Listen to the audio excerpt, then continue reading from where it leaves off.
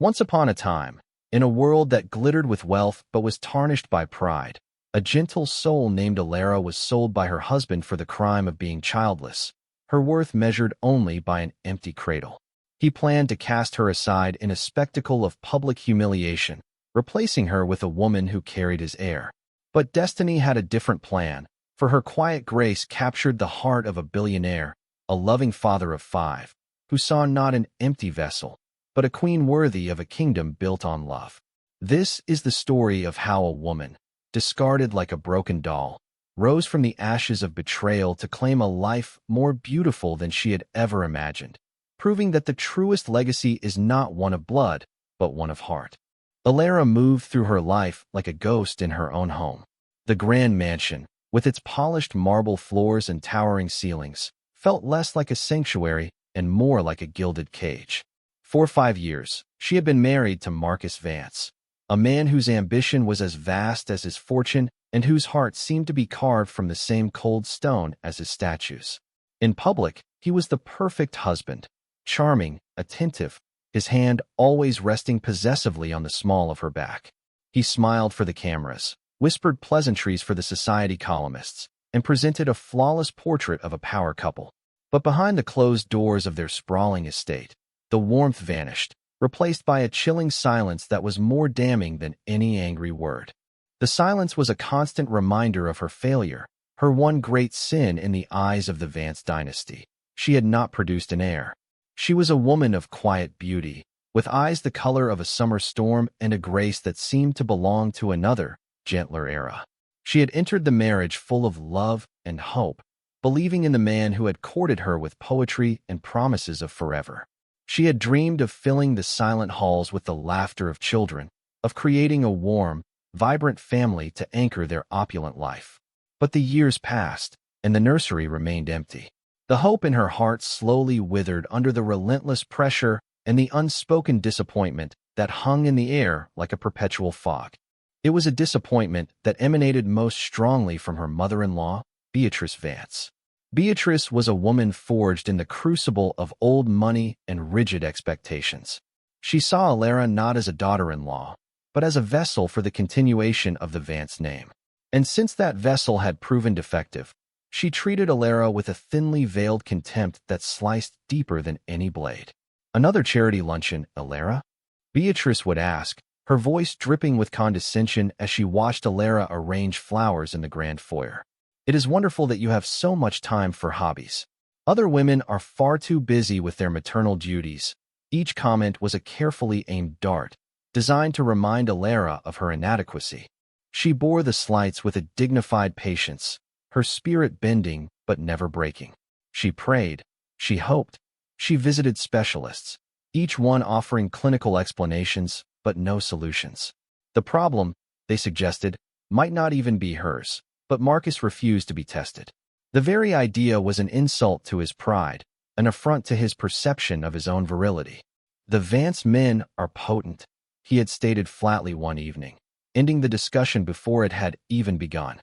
"The problem does not lie with me, so the fault, by default, became hers alone."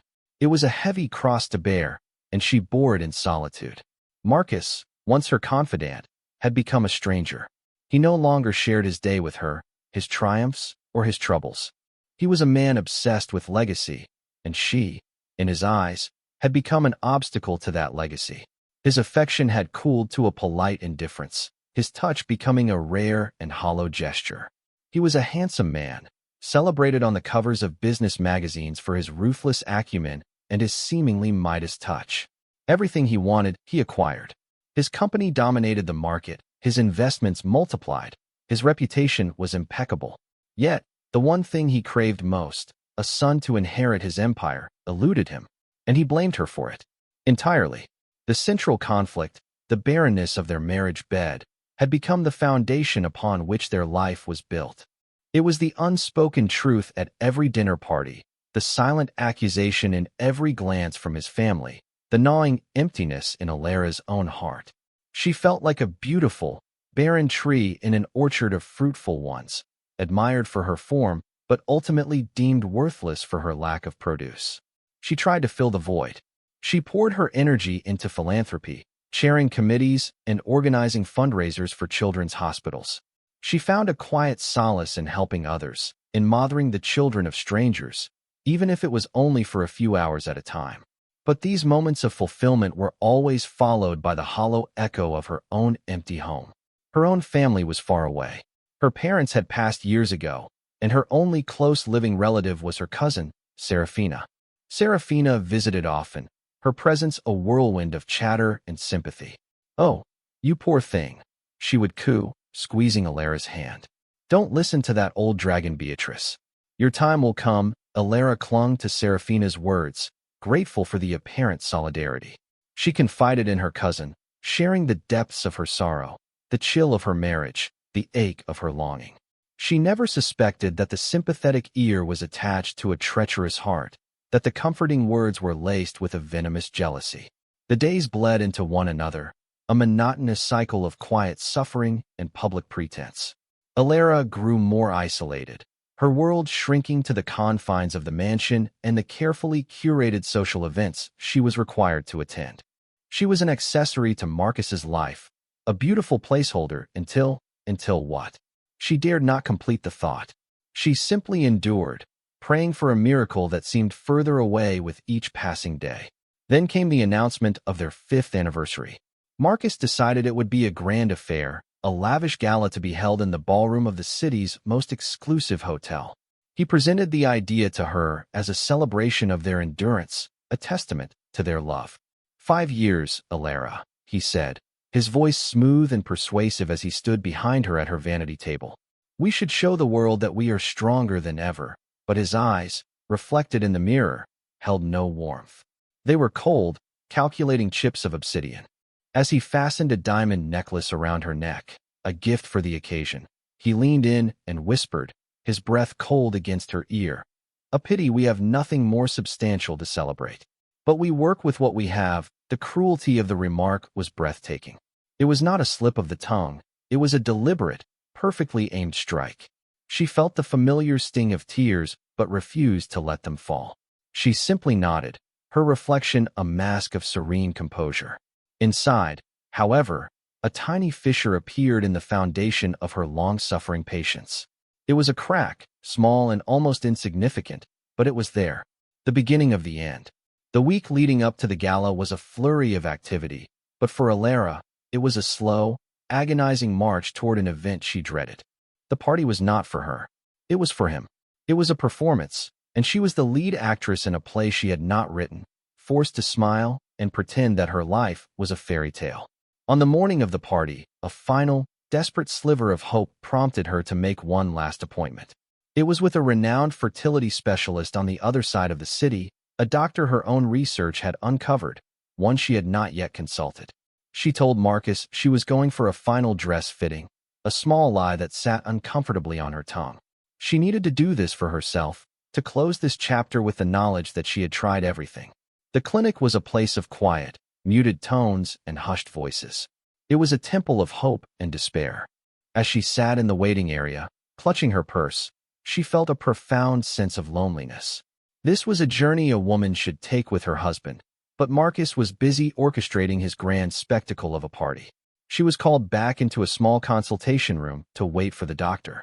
The walls were thin, and the muffled sounds of the city outside were a stark contrast to the sterile silence within. After a few moments, she heard voices in the adjacent room. They were faint at first, but then a laugh, sharp and familiar, cut through the quiet. It was Marcus. Her heart stopped. What was he doing here? Had he followed her? Had he, in some miraculous change of heart, decided to support her after all? She leaned closer to the wall, her breath held tight in her chest. Then she heard the other voice. A woman's voice, light and musical, but laced with a smug triumph that made Alara's blood run cold. It was Serafina, her cousin. "Are you sure this is a good idea, coming here today?" Serafina asked, her tone playful. "What if someone sees us?" "Relax." Marcus's voice was a low, confident rumble. "No one from our circle would ever set foot in this part of town. Besides, it is the final checkup. I want to be sure our son is perfect before the big reveal. Our son." The word slammed into Alara with the force of a physical blow. She pressed her hand to her mouth to stifle a gasp, her mind reeling, refusing to connect the pieces that were falling into place with terrifying speed. Serafina laughed again, a sound that was no longer sweet but sharp and cruel. He is perfect, of course. He is your son, after all. Everything is going according to plan. Beatrice is ecstatic. She has already started knitting little blue booties, Beatrice. His mother was in on it. The betrayal was a conspiracy, a web of deceit spun by the people she was supposed to trust most in the world. The stage is set for tonight, Marcus continued, his voice filled with the same arrogant satisfaction he used when closing a business deal. I will give my speech, toast to our 5 years of patience. Then, tomorrow, my lawyers will serve her the papers. The prenuptial agreement is ironclad. She gets a small settlement, just enough to keep her from making a fuss. Everyone will sympathize with me. The poor man, stuck with a barren wife for so long, finally finding happiness and securing his legacy, a wave of nausea washed over Alara. This was not just an affair. This was a meticulously orchestrated coup. The party was not a celebration. It was her public execution. He was going to discard her, humiliate her, and paint himself as the victim. And what about Alara? Serafina asked, a hint of feigned concern in her voice. Marcus scoffed. What about her? She will disappear quietly. She has no one. No fight in her. By the time the world finds out about us and the baby, she will be yesterday's news. A sad little footnote in the story of my success. The barren wife is out, and the fertile mother of my heir is in. It is the natural order of things, the natural order of things. The cold, clinical finality of his words broke something deep inside Alara. It was not her heart that broke, that had been slowly cracking for years. It was the dam of her patience. It was the chains of her quiet suffering. They shattered, and in their place, something new and hard began to form. She could not hear anymore. She stood up on trembling legs, walked silently out of the consultation room, past the confused receptionist, and out into the harsh afternoon light. She did not run. She did not cry. A strange, glacial calm had settled over her. She got into her car and sat for a long moment, her hands gripping the steering wheel. She saw them then, exiting the clinic together. Marcus had his arm around Serafina, his hand resting protectively on her stomach. Serafina was wearing a loose-fitting coat, but there was no mistaking the gentle swell of her belly beneath it. She was glowing, radiant with her triumph and her treachery. They were laughing together, a happy, loving couple embarking on a beautiful future built upon the ruins of Alara's life. As they drove away, a single tear finally escaped and traced a hot path down Alara's cold cheek. But it was not a tear of sadness. It was a tear of fury, of resolve. The drive home was a blur. The city passed by her window, a world of strangers, none of whom knew that her entire life had just been revealed as a lie. The shock was beginning to recede, and in its place was a clarity so sharp it was painful. She saw every past slight, every cold word, every fake smile in this new, brutal light.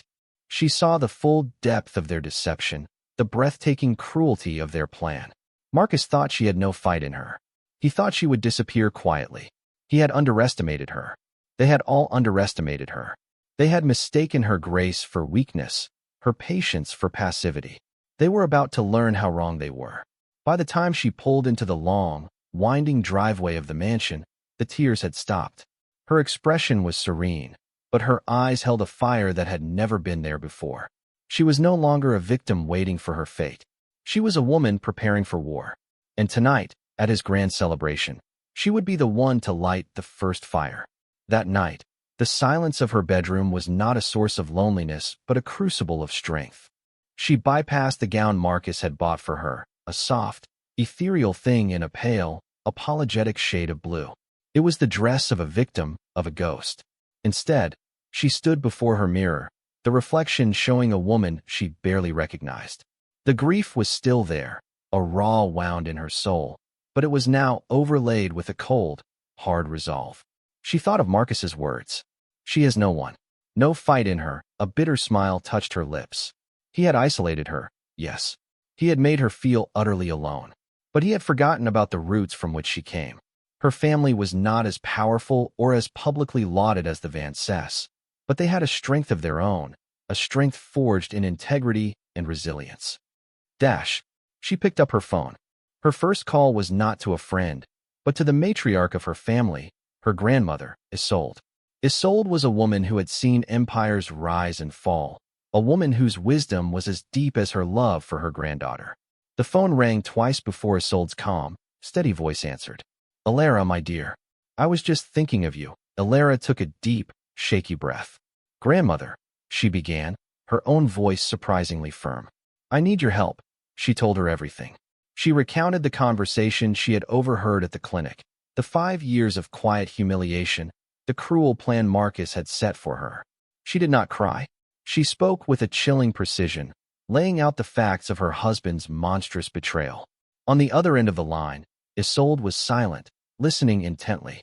When Alara finished, the silence stretched for a moment longer, not a silence of shock, but of contemplation. It was the silence of a general planning a counterattack. "He called you Baron," Isolde said finally, her voice low and dangerous.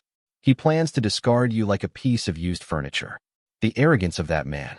"The foolishness, he thinks I will go quietly," Alara whispered. "He is a fool," Isolde repeated, her voice now filled with a steely resolve that mirrored Alara's own. "We will not be quiet. We will not be erased. We will show them what our family is made of, my dear. You will not be a footnote in his story. You will be the author of his downfall. Now, listen to me carefully. You will not shed another tear for that man. Your tears are too precious for such unworthy soil. Instead, you will prepare. First, you need Liam." Liam was a childhood friend of Alara's, now one of the most brilliant and feared litigators in the country. He was family, bound by loyalty and a shared history. He was the second call she made. When Liam heard the story, his reaction was not as calm as Isolde's. A string of furious curses erupted from him before he caught himself. "Alara, I am so sorry. I never trusted him. That slick, smiling facade. To do this to you, to conspire with your own cousin." His voice was tight with rage. "He won't get away with it. That prenuptial agreement he's so confident in, it has an infidelity clause. A strong one. He thinks he's protected, but his arrogance has made him sloppy. We will strip him of everything. It is not about the money, Liam," Alara said quietly. "It is about the truth. I want everyone to see him for who he is. I want his world to see the monster behind the mask, and they will," Liam promised, his voice turning from anger to professional focus. "Here is what we do. We need undeniable proof. A recording would be ideal.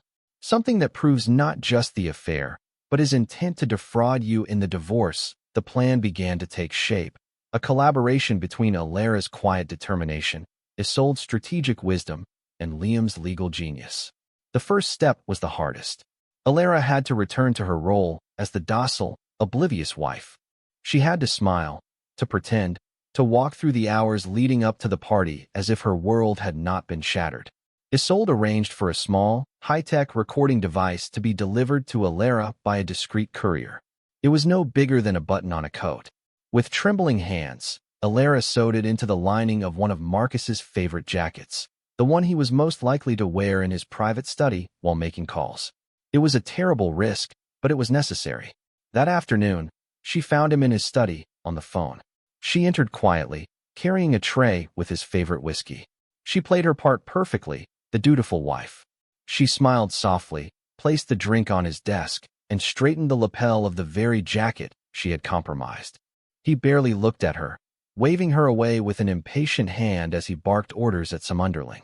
"Make sure the press is there tonight," he was saying. "All of them. I want maximum coverage. This is about legacy." Alara retreated, her heart pounding. The trap was set. Later that evening, while Marcus was showering, she retrieved the device.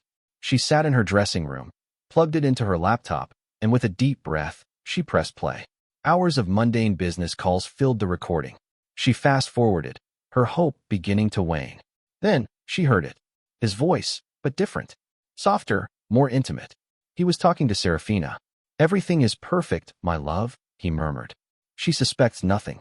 She's wandering around the house like a sad little lamb, probably picking out a dress to impress me tonight." It is almost pathetic. Serafina's tinkling laugh echoed through the speaker. "And the lawyers are ready? Ready to pounce the moment the party is over," he confirmed. "The clause about infidelity is meaningless. Who is going to prove it? It will be her word against mine. And with you and our son by my side, Who will the world believe? She'll be painted as a bitter, hysterical woman. We will have everything, and she will have nothing. It is a work of art. Alara's hands clenched into fists. A work of art. He was proud of his cruelty. She saved the file, making multiple copies, and sent one securely to Liam. This was the weapon she needed. The undeniable truth, in his own arrogant words. Liam's team worked through the night. The private investigator he hired was ruthlessly efficient. By morning, they had more. Financial records. Marcus had been funneling millions from his company into a private account for Serafina. He had purchased a lavish apartment for her, a car, a life of luxury, all with money he was, in part, stealing from the marital assets. It was not just a moral failing, it was a criminal one. The final piece of the puzzle was the DNA. It was a long shot, but Liam had an idea. Alara remembered seeing a strand of Serafina's distinctive red hair on Marcus's coat a few weeks ago. She had thought nothing of it then, but now, with a new sense of purpose, she meticulously searched his closet. Tucked into the pocket of a cashmere scarf was a single, long strand of hair. It was a gamble, but one worth taking. Liam had it sent for rush paternity testing against a sample from Marcus's hairbrush. The results would be back by the evening of the gala. With the evidence gathered and the plan in place, all that was left was for Alara to endure. The hours leading up to the party were the longest of her life. She moved through her day with a surreal sense of detachment, a queen moving her pieces into place before the final checkmate. Marcus was in high spirits, his hubris glowing from him like a toxic aura. He was condescending, magnanimous, and utterly oblivious. He saw her composure and mistook it for resignation. He saw her silence and mistook it for defeat. "You look a little pale, Alara," he commented as they prepared to leave for the hotel. "Try to put a smile on your face tonight. It is a celebration. After all," he gestured to the pale blue dress laid out on her bed. "Wear this. It suits your delicate nature." "No," she said, her voice quiet but firm. "I have something else in mind." For the first time, a flicker of surprise crossed his face, but it was quickly replaced by amusement. "As you wish.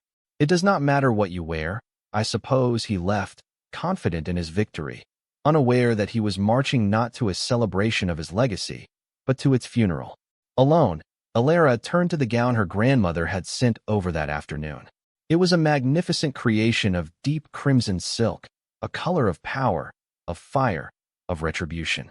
As she slipped it on, she looked at her reflection one last time. The sad, little lamb was gone.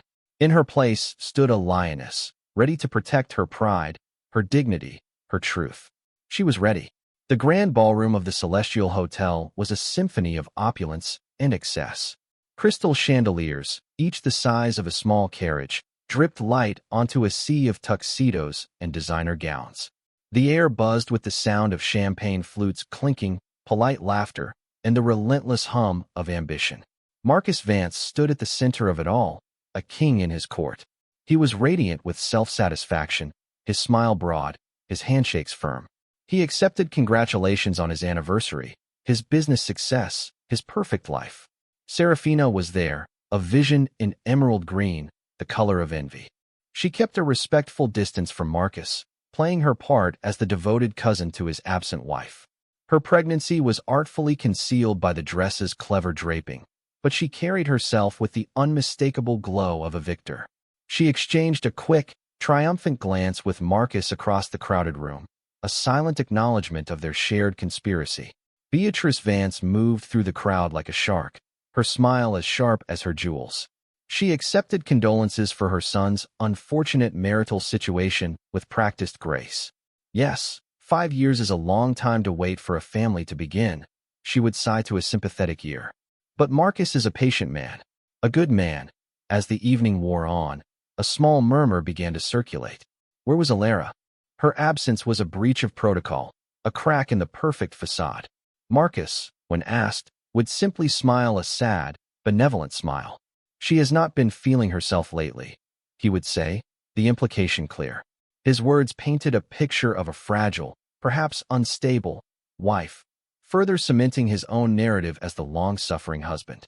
He began to relish her absence, believing she had crumbled, too weak or too ashamed to face the crowd.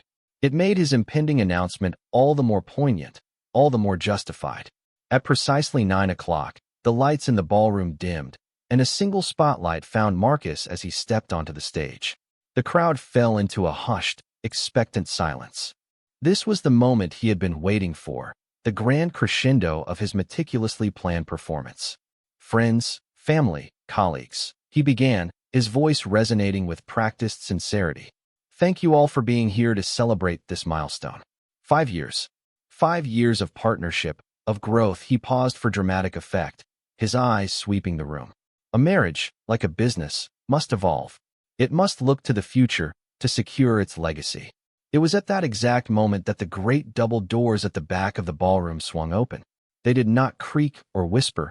They opened with a silent, commanding authority. All heads turned. A collective gasp rippled through the room. There stood Alara. She was not the pale, delicate ghost they had been led to expect. She was a vision of breathtaking power. The crimson silk of her gown seemed to suck all the light in the room toward her, a stark, defiant slash of color against the muted tones of the decor.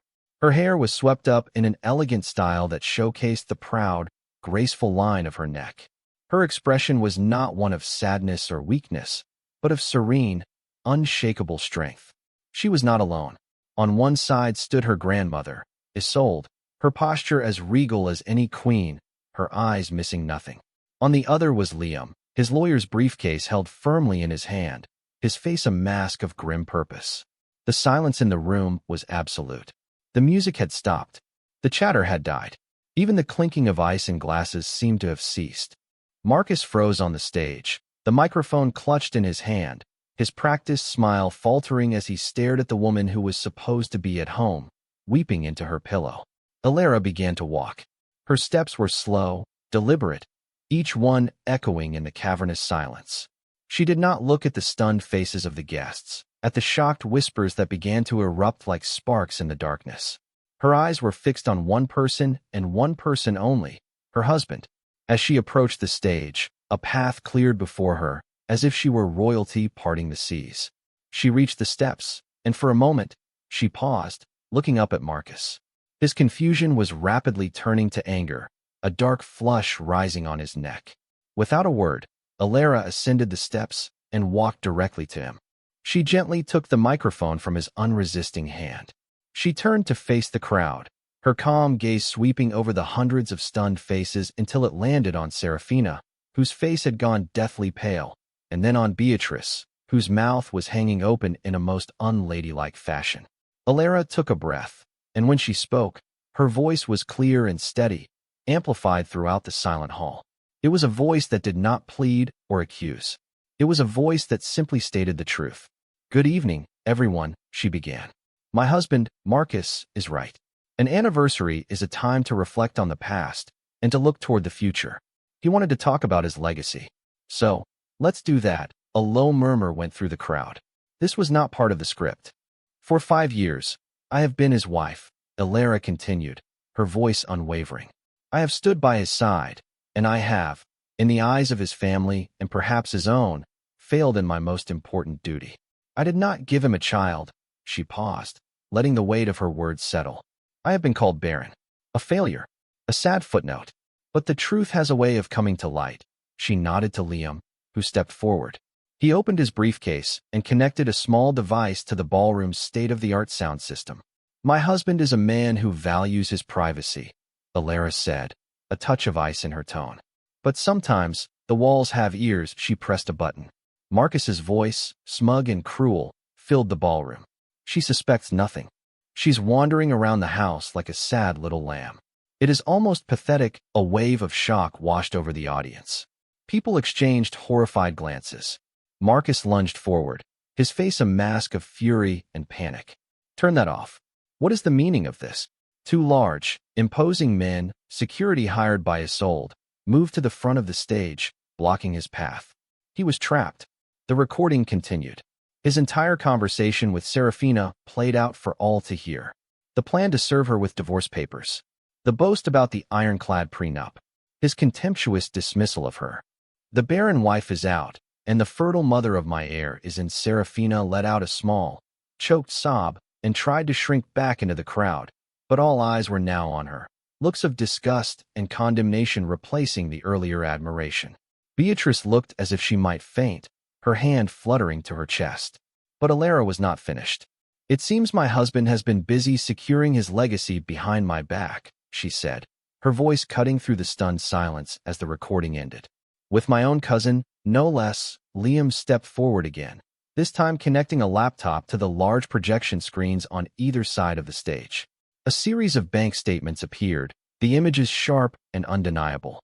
He used a laser pointer to highlight a trail of transactions. Millions of dollars moving from Marcus's corporate accounts into a private trust fund. The beneficiary's name was displayed in bold letters, Serafina Dubois. "It appears my husband's business acumen extends to embezzlement," Alara stated calmly. Funneling marital and corporate assets to his mistress, the room erupted in a cacophony of gasps and furious whispers. Business partners of Marcus were staring at the screens, their faces hardening with betrayal. This was not just a marital spat, this was fraud. Marcus was shouting now, his voice hoarse with desperation. "Lies. These are all lies. Forgeries." "And finally," Alara said, her voice rising slightly to cut through his protests, "the matter of the heir." The final document flashed onto the screens. It was a lab report from a certified genetics facility. At the top were two names, Marcus Vance and Serafina Dubois. And at the bottom, in bold, conclusive text, were the results of the paternity test. Probability of paternity, 99,999%. The collapse was instantaneous and complete.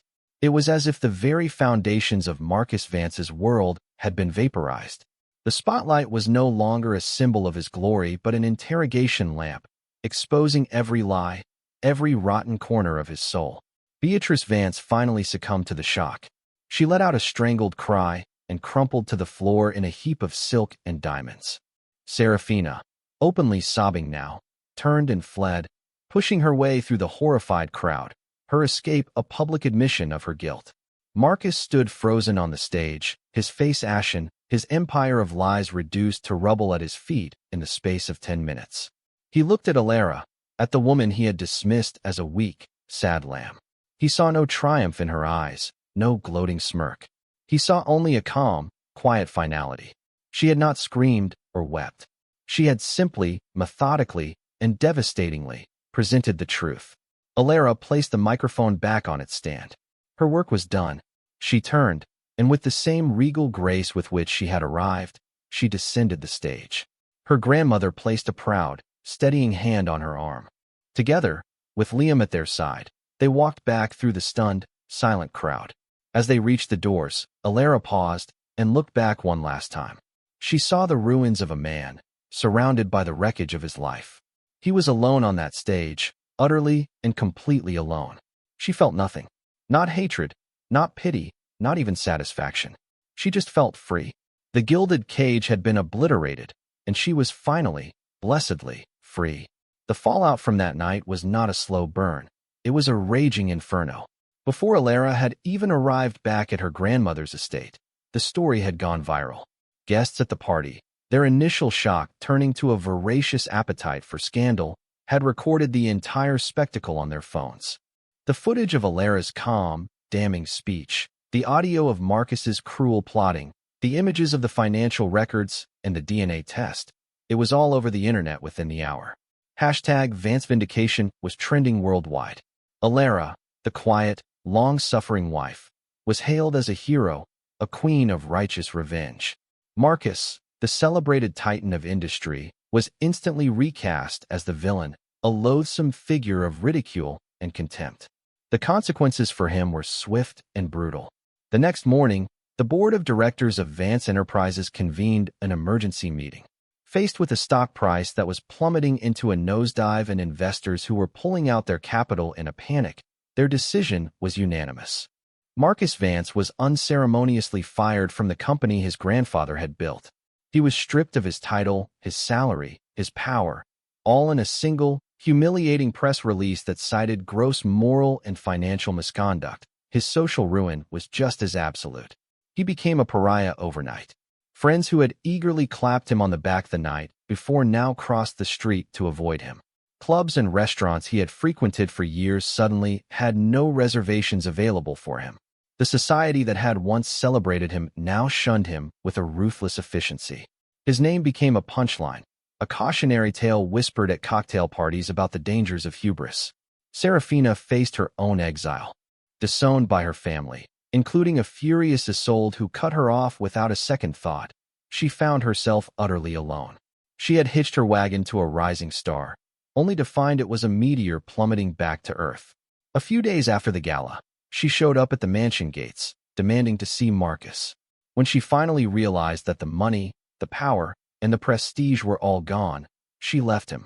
Her final words, overheard by a gardener, were not of love or sorrow, but of bitter recrimination.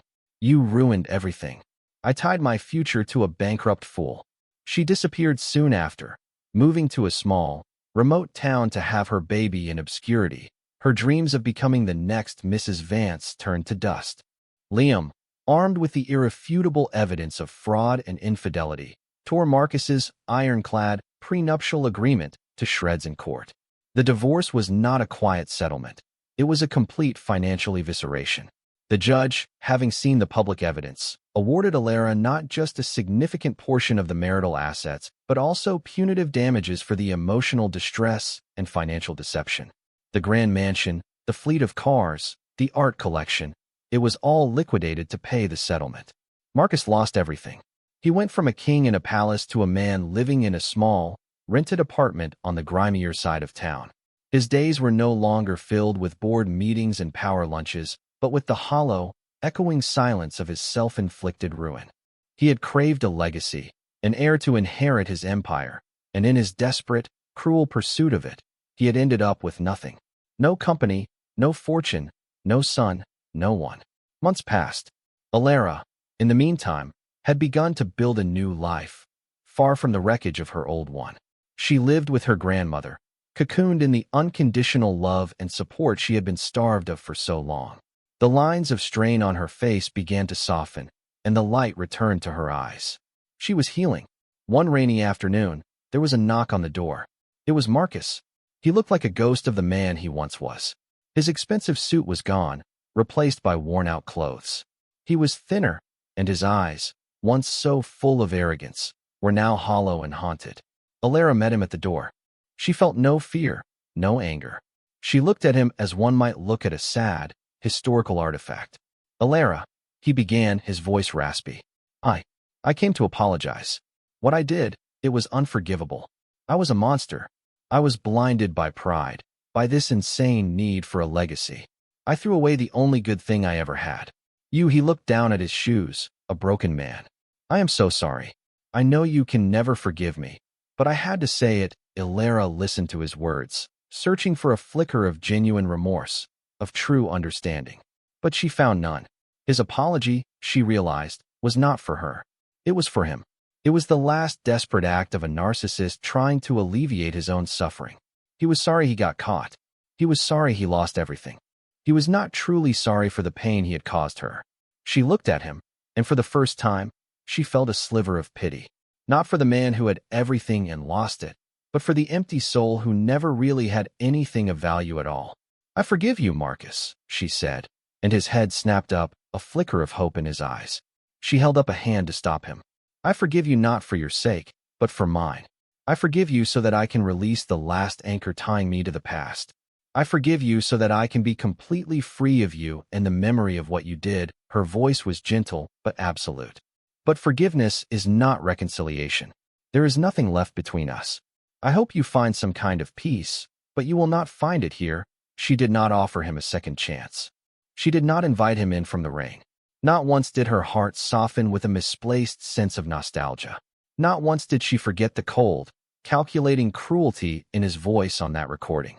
With a final, quiet nod, she closed the door, shutting him out of her life forever.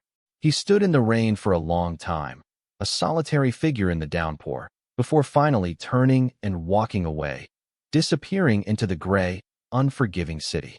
The king had lost his crown, his kingdom, and his queen, left with nothing but the bitter taste of his own pride. With the past firmly behind her, Alara blossomed.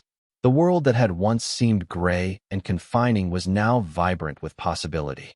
Using the substantial settlement from her divorce, and with the guidance of her wise grandmother, she chose not to retreat into a life of quiet luxury.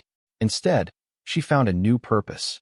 She established the Phoenix Foundation, a charitable organization dedicated to helping women and children escape abusive situations and rebuild their lives. She poured her heart and soul into the foundation. She was not a distant benefactor who simply signed checks. She was on the front lines. She visited the shelters. She listened to the stories of the women. She played with the children. She used her own story, now public knowledge, as a source of inspiration. She spoke of resilience, of finding strength in the face of betrayal, of the importance of self-worth. Her quiet grace, once mistaken for weakness, was now recognized as a profound source of strength. She had a gift for empathy, for making others feel seen and valued. She had longed to be a mother, to fill a home with love. She now realized that a mother's heart did not require a biological connection. She was mothering hundreds, providing safety, hope, and new beginnings. Her life was fuller and more meaningful than it had ever been with Marcus. She had found a different kind of legacy, one built not on a name or a fortune, but on compassion and kindness. One Saturday afternoon, she was visiting a new children's shelter her foundation was funding. The day was bright and filled with the chaotic, joyful noise of children playing. Alara was sitting on the floor, helping a little girl with a puzzle, when a man approached her. "Excuse me," he said, his voice warm and deep. "I was told I might find the head of the Phoenix Foundation here." Alara looked up. The man was tall and had kind eyes that crinkled at the corners when he smiled. He was dressed simply, in jeans and a sweater, but he had an air of quiet confidence about him. He was surrounded by a small troop of children of various ages, who were clinging to his legs and hands. "I am Alara Vance," she said, standing up and brushing off her dress. "Though I prefer just Alara, Damien Sterling," he said, extending a hand. "It is an honor to meet you. I have been following the work of your foundation. It is remarkable." Alara recognized the name. Damien Sterling was a billionaire, a tech mogul known for his philanthropy as much as for his innovations. But he was also known for being intensely private, a widower who had adopted 5 children and raised them on his own, far from the glare of the public eye. "And this," Damien said, gesturing to the children around him, "is my team. This is Leo, Mia, Noah, Chloe, and little Sam." The children all mumbled shy hellos, their eyes wide with curiosity as they looked at Alara. The youngest, Sam, a boy with a tangle of curly hair, toddled forward and handed Alara a slightly squashed plastic dinosaur. Alara's heart melted. She knelt down to his level. "Well, thank you, Sam," she said softly. "I have always wanted a purple dinosaur." The boy giggled and hid behind his father's leg. Damien watched the interaction, a gentle smile on his face. He saw not the disgraced wife from the headlines, nor the powerful philanthropist from the news articles. He saw a woman with a natural, effortless warmth, a woman whose eyes held a deep well of kindness. He saw a woman with a heart big enough to mother the world. They talked for over an hour, surrounded by the happy chaos of the shelter. He was there as a volunteer, a weekly tradition with his children. He spoke of his late wife with love and respect, and of his children with a fierce, tender pride. He did not mention her past, her ex-husband, or the scandal. He spoke to her as if she were simply Alara, a woman sitting on a playroom floor with a purple dinosaur in her hand. It was the beginning of a slow, gentle courtship. Damien was patient. He understood that her heart was a landscape that had endured a brutal storm and needed time to trust the sun again. He did not pursue her with grand, empty gestures. He pursued her with sincerity. He would bring his children to volunteer on the same days as her. They would work side by side, sorting donations or painting a mural, their conversations easy and natural. His children adored her. They were drawn to her calm, loving presence. She would read them stories, help them with their homework, and listen to their endless tales with genuine interest. She was not trying to replace their mother. She was simply becoming a cherished part of their lives. One evening, after a long day at a fundraising event, Damien drove her home. As they sat in the car outside her grandmother's house, he turned to her, his expression serious. "Alara," he said, "when I first met you, I was drawn to your strength. But as I have gotten to know you, I have fallen in love with your goodness. You have taken the worst kind of pain and transformed it into a force for helping others. You are the most incredible woman I have ever met." He took her hand. "I know you have been through so much, but I have to ask, would you be willing to take a chance on a new beginning? With me? With us?" Tears welled in Alara's eyes, but for the first time in a very long time, they were tears of pure, unadulterated joy. She had thought her heart was permanently scarred, incapable of this kind of feeling again. But Damien, with his quiet patience and his genuine love, had shown her she was wrong. "Yes," she whispered. "Yes, Damien. I would love that." Their wedding was a small, private affair, held in the garden of her grandmother's estate. It was not a spectacle for the society pages. It was a sacred, joyful ceremony attended only by their closest family. Damien's 5 children stood beside them, a happy, chaotic chorus of support. As she said her vows, looking into Damien's loving eyes, Alara felt a sense of peace so profound it was like coming home after a long and arduous journey. The final scenes of her story were not written in the ink of revenge, but in the warm, glowing colors of love and fulfillment. The grand, cold mansion of her past was replaced by a sprawling, comfortable home filled with laughter, muddy footprints, and the beautiful mess of a large, happy family. The 5 children who had once called her Alara now, one by one, started calling her Mom. Each time, her heart swelled with a love so powerful it took her breath away. About a year after their wedding, a quiet miracle occurred. The doctors had once offered her little hope, speculating that her infertility was a permanent condition. But they had not accounted for the devastating physical toll of years of stress and emotional abuse. Freed from that toxic environment, wrapped in the safety and love of a true partner, her body had healed along with her spirit. She was pregnant. The joy in their home was explosive. Damien held her, his own eyes wet with tears, while the children danced around them, cheering at the news of a new brother or sister. Alara would often stand on the veranda of her new home, one hand on her growing belly, and watch her family play in the yard. She would see Damien throwing a football with Leo and Noah, while Mia and Chloe helped little Sam on the swing set. The sound of their laughter was the sweetest music she had ever heard.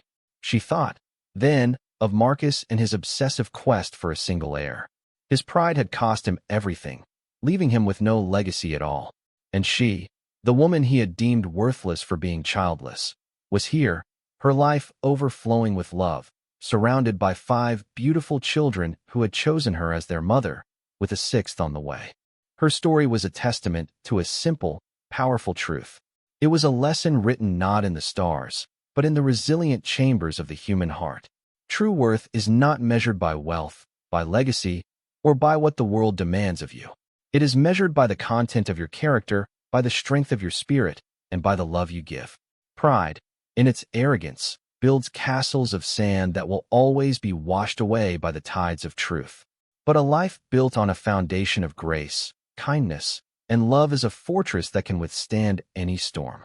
Alara had not just survived her storm. She had learned to dance in the rain, and in doing so, had found her rainbow.